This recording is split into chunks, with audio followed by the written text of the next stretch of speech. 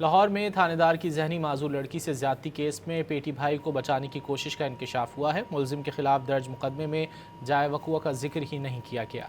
لاہور میں تھانے کے تھانے میں لڑکی سے زیادتی کے کیس کے مقدمے کے متن میں نامکمل حقائق تحریر کیے گئے۔ گیٹ پر کھڑے ملازم کے ساتھ ملزم اے ایس آئی کا مکالمہ بھی مقدمے کے متن میں شامل نہیں۔ پولیس ذرائع کے مطابق ملزم اے ایس آئی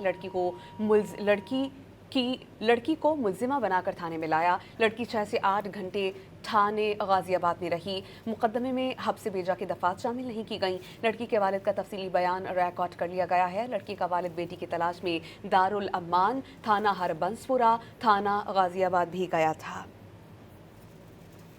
لاہور میں تھانے کی ذہنی معذور لڑکی سے زیادتی کیس میں پیٹی بھائی کو بچانے کی کوشش کا انکشاف ہوا ہے۔ ملزم کے خلاف درج مقدمے میں جائے وقوع کا ذکر ہی نہیں کیا گیا۔